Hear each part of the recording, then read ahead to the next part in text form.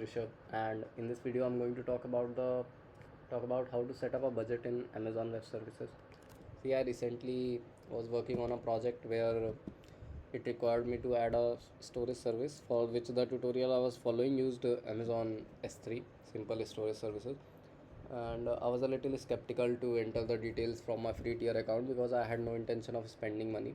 See, like everyone just starting out with the cloud, I was also afraid of getting charged overnight, and I have no way to pay this because I'm just a student right now. So for that I searched around a bit and I came across this feature called budgets. Basically, you can set up a budget.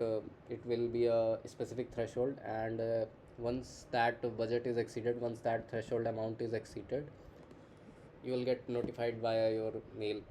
And I believe that's a very good feature because sometimes you can get overcharged for because of an infinite loop in your code, or maybe someone is using your cloud service in your project by exploiting the project. There are many possibilities. The thing is, you will be notified, and that's a good thing. I will show you in this video how to set up a budget, and let's get started.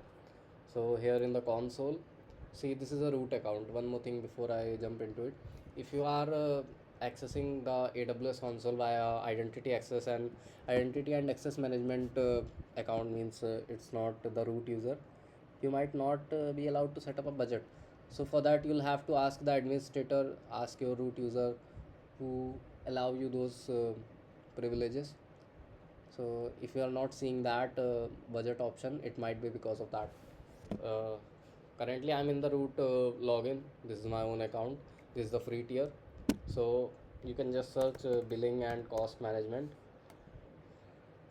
See this one. So open this. Here on the top right, you see there's a active budget. Because I was testing things out, I can click on it and create a new one, show you guys how it's done. See, maybe I just created a budget right now, so it's telling me to try again in sometimes. Let me refresh real quick. Okay, it's not letting me do that. Come down to budgets. Why is it not opening?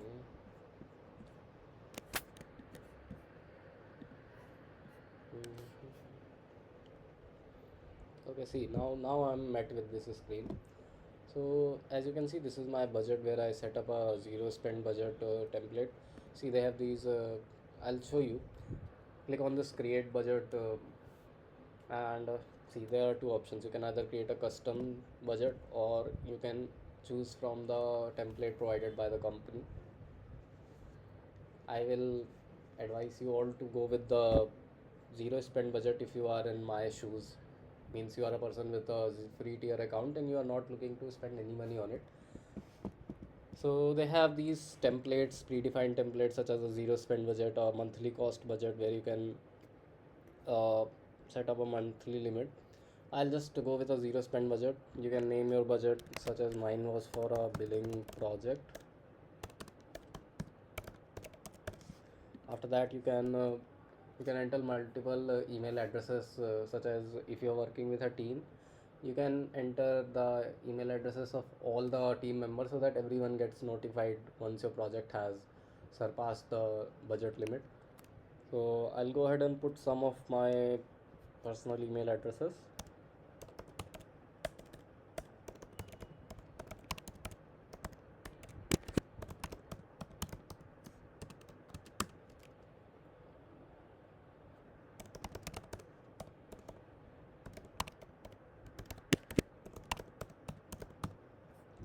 And you can see here that all AWS services are in the scope of this budget. That means if you are using any kind of service, such as it might be a EC2 instance, it might be a S3 service, it might be virtual private cloud, anything that racks up your bill, you will get notified. So that's a good thing, that everything is present here at this one place, and you can just set up a budget and be free for some time.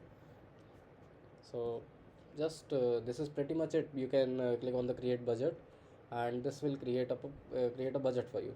Right now it is showing okay because my spend is 0 rupees, but once you cross this threshold, warning sign will appear here, and you'll get a mail in your inbox as well, and you can come into the AWS console and cancel those services who are causing the bill to rack up.